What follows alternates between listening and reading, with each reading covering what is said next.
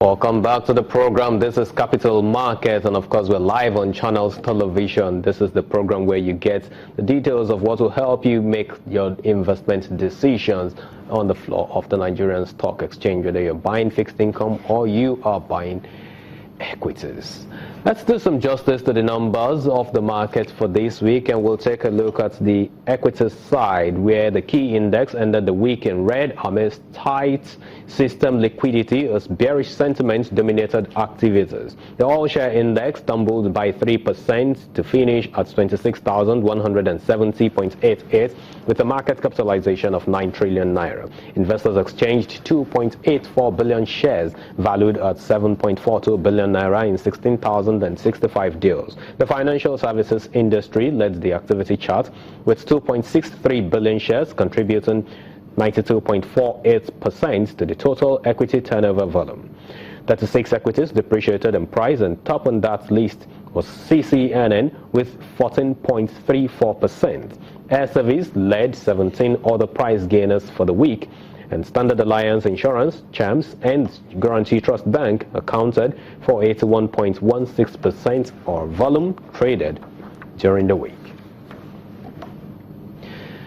We'll take a look at the African markets, but of course we'll begin with what took place in the Nairobi stock market, where we have the Kenyan market average daily equity turnover at the Nairobi Securities Exchange falling sharply to touch lowest level in 4 years in October as investors pumped the available cash into the fixed income market.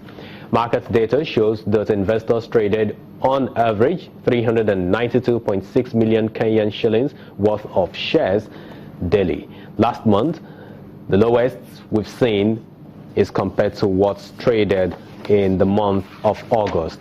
And if we take a look at the numbers as it reflected in the market, it wasn't too bad in a daily return as the market closed in green. Week to date, the market also ended in green. Month to date performance is also green, but of course when you look at the year to date performance, which is put at 15.87%, the market ended in the negative territory. We'll go over to the Johannesburg Stock Exchange, where it was a bearish return on the market yesterday, Friday. But if we take a look at the week-to-date analysis, we'll see the figure we have there on the screen. And Egyptian Stock Exchange week-to-date performance is put at 21.2%, and of course the year-to-date is what we have there. Now, the first edition of the Swift Business Forum in West Africa held on Monday in Lagos. The platform provided an opportunity for discussions around integrating Africa's payments, clearing, and settlement systems across the financial markets. One of the panel discussions of interest to us on Capital Market is the discourse on equities performance in Africa, the Nigerian market example, and how to harmonize the major exchanges in the continent. The chief executive of the depository, Mr. Buka Kiari, in his response, talked about all of this and basically addressed how to answer these questions around integrating markets in the continent. Let's listen. There is a tilt towards the domestic investor confidence that has been eroded as a result of the pump and dump that took place in 2008. And there is that drag that still is there. But the other larger thing is what Shegun had highlighted, which is the foreign investors, because at one time, as far back, as actually as short a time as less than a year ago, foreign investors were probably having over 50% of the transactions in the market.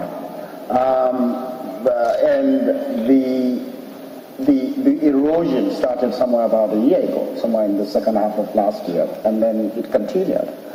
And it's very clear, the volumes have dried up, the values have dried up.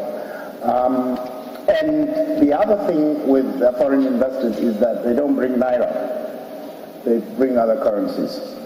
And that now brought in another complication, and that is the dearth of the dollar or foreign currencies. And that's the reason why we see some of these dislocations that have happened in the market. Now, as a country, we have only four sources of foreign currency, right? We export products or services or commodities in our case. We have Nigerians that are living abroad that send money to support their, relatives.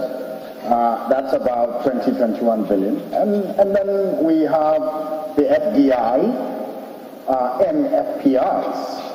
And when you look at those two components, the FPIs tend to come in larger amounts because the FDI takes slower because you have to do your due diligence and so on and so forth. And then they, push their money in. And that is a long-term money.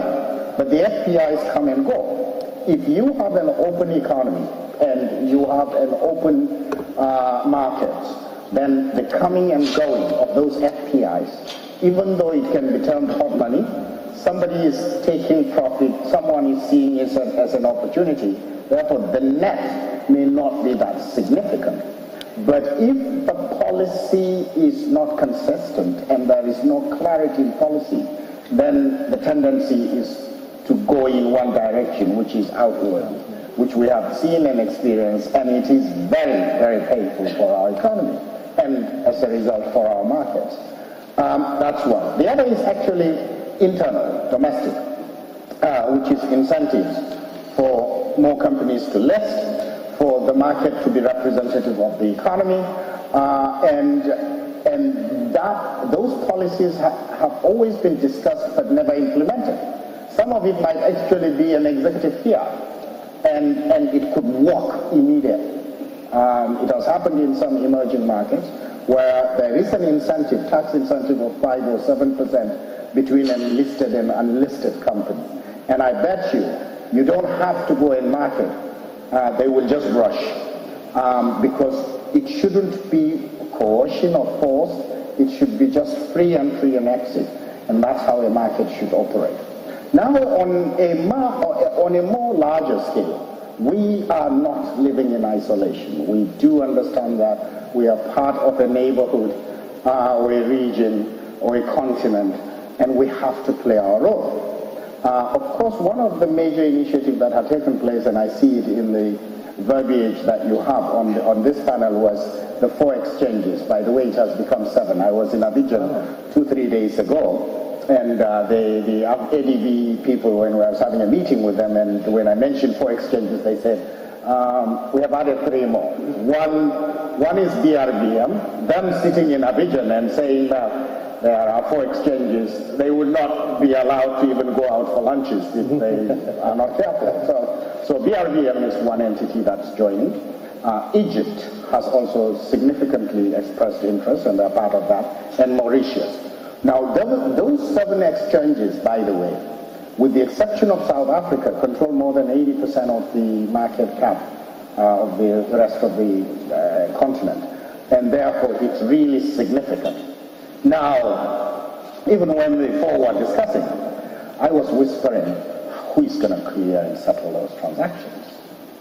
And so suddenly it became an issue because the financial market infrastructure that is of significance is the clearing and settlement entity. And we do believe that, and prior to even the exchanges coming together with the ADB, the LF, is that Nigeria and Kenya, along with Africa Development Bank and Alltrade Financials, have floated an entity called AfriClear, which in our own view was to be like an ICSD, where all the CSDs can connect, and rather than have a bilateral or multilateral relationship, we now have a hub and spoke type of an entity where that entity will basically be the one pushing transactions. We were having a discussion just before the coffee, during the coffee break, that the cost element.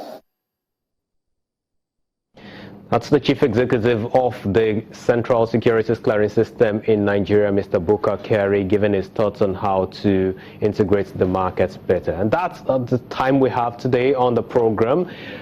Thank you very much for joining us on the show. I'm Temple Ashaju. Do have a great weekend, because I'll see you again next time.